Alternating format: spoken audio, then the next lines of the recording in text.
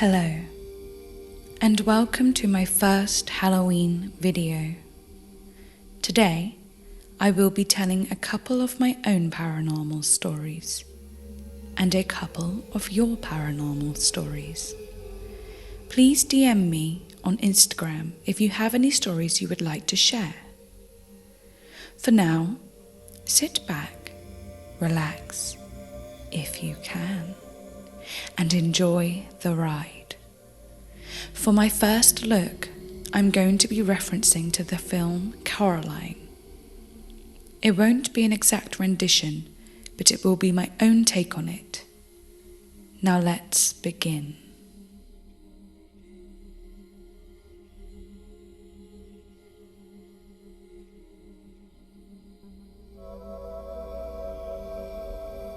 One of my first experiences with ghosts was when I was about 9 or 10. I used to go over and stay at my friend's house a lot. She lived opposite a very old graveyard. The graves were pushed back against the wall because they were just so old. There were tombs and a big church. Her mum wasn't very well, unfortunately, and was on a lot of medication. Before this very spooky moment, there were already spooky happenings in the house. Me and my friend used to camp in a tent in her patio, just for fun. The back door was in the kitchen. It had a window in it. When we would be in the tent and it would be late at night, we would see the kitchen lights turning on and off through the thin tent walls. Her mum and dad were in bed, and so was her brother, and no one would do that to us. We were very young. My friend was very scared, and so was I, of course. But I've always found myself to be the more brave one when others get scared. So when we started hearing all the cupboard doors opening and closing, really loud, banging and clashing, it sounded like hectic shuffling. I convinced her that it was just the pots and pans having a party. But obviously I was also very scared. So we decided to end our patio camping sleepover and go upstairs to bed. We had to walk through the kitchen. But everything was as it was before, apart from the fact the lights were on, when they should have been off from the beginning.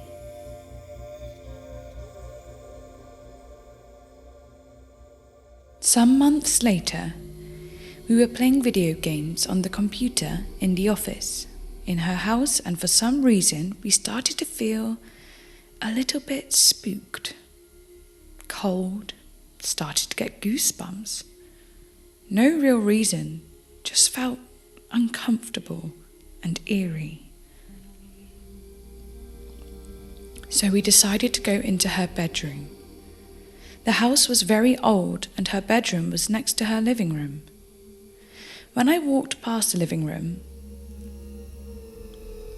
I had a brief look, and what I saw was a white figure that looked like an old woman bent over opening the door of her mum's medicine cabinet. But only I saw it. In that moment, I ran and jumped on the bed with my legs tucked up. My friend asked me what I saw, and I was frozen stiff for what felt like 20 minutes, unable to say what I saw. My friend had got quite tiresome of this, and the fear had left her from what we had felt before I saw what I saw. She wanted to go back into the office and play games, but I couldn't move. I gripped the sides of the bed in pure fear. I'm not sure how I came around, but that moment really sticks out to me.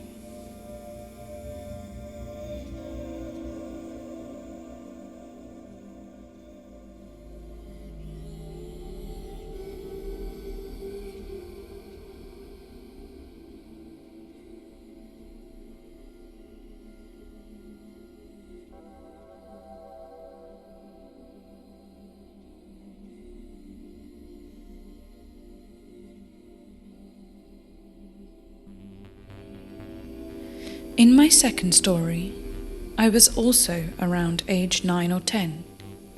I remember on Halloween, some of my older cousins and my older sibling were playing with a homemade Ouija board. I didn't even know what it was. And when I was told about it, me and my cousin were very quickly shooed out of the room. We went into my mum's room and sat on the bed, discussing the whole thing, wondering why they were trying to contact ghosts. We were frightened and upset about it. My little brother, who was about 5 or 6, was in the bedroom with us, looking at my mum's 6-foot mirror that was sturdily against a wall, never been moved before, and never even wobbled. He was just staring at himself in it, not touching it at all. Me and my cousin looked at him, and in that split second, the mirror from where it was leant, full force fell on top of my little brother. We screamed, and my parents came running upstairs. He had to go to hospital, and still has a scar on his head to this day from where the glass had cut him. Who knows if it was because of the Ouija board, but it's one hell of a coincidence.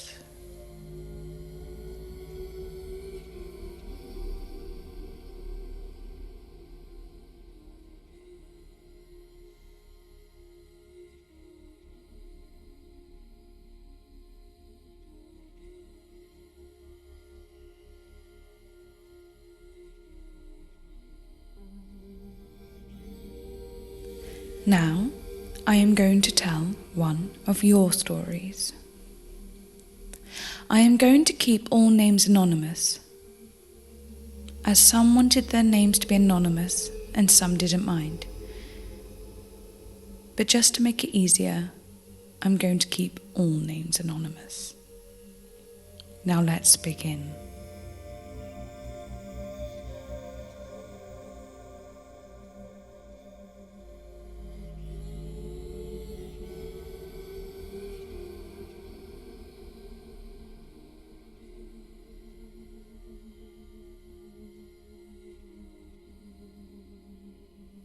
I was at a property that I was photographing in the South Hams. It was behind a cemetery. It was originally the vicar's home, but it's now a holiday let. When I got there, it was already a bit freaky, as I had to drive through a graveyard to get there. Once in the property, I have to switch on all the lights for the photographs. So I went all downstairs switching on the lights, went upstairs switching on the lights too. By the time I went back downstairs, all the downstairs lights had turned off, but upstairs was still on. I thought, how strange. I called the letting agents and explained what had happened. They explained the house had 2 power boards, upstairs and downstairs, and I would need to trip the switch for downstairs. So I did. Lights came back on.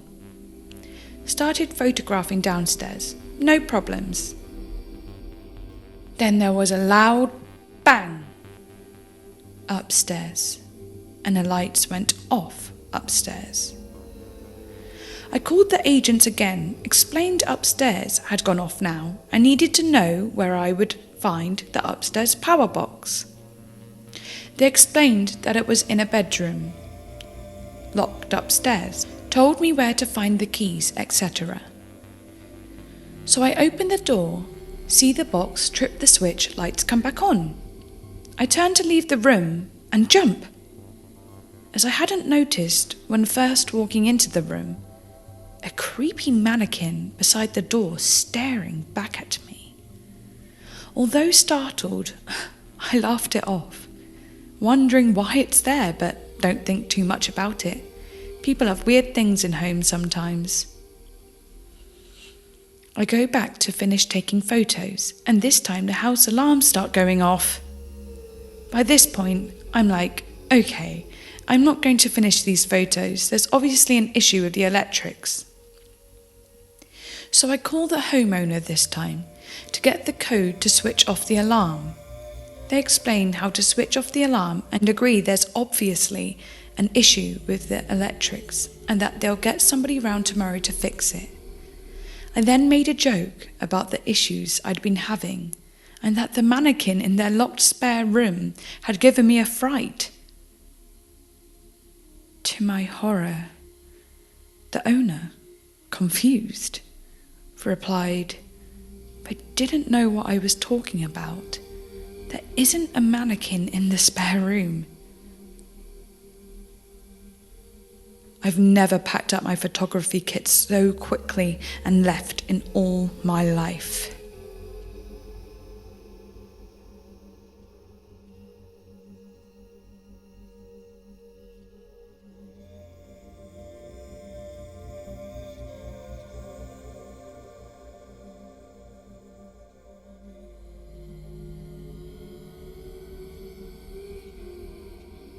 For the last story, I'm going to be reading one that is a little more comforting. Spooky, but somewhat comforting still.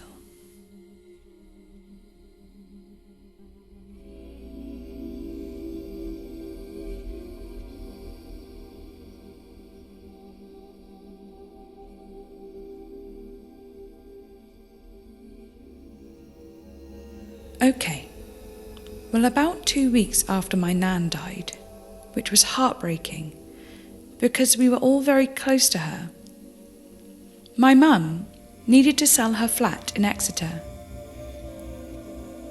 I volunteered to paint it. I think I was about 23. We chose clover pink. So when I arrived, I stuck the radio on. Think at that time it was Radio 1. Lots of pop music. I remember looking at Nan's hats in her cupboard, was posing in a mirror trying them all on, and also painting the walls. The music was blaring, I was painting. Then the radio went all hissy, like feedback and white noise. The DJ stopped talking. My nan's voice came out loud and clear. "That's a lovely colour you are painting my flat, Maria." I was like, "Thanks, Nan." I immediately started thinking of me posing in her hats and thought she must have been laughing. It was really spooky, but kind of nice too. The phone rang and it was my mum asking how things were going, and I told her what happened. Yeah, so the music just started playing again after that message. Weird, but sort of comforting.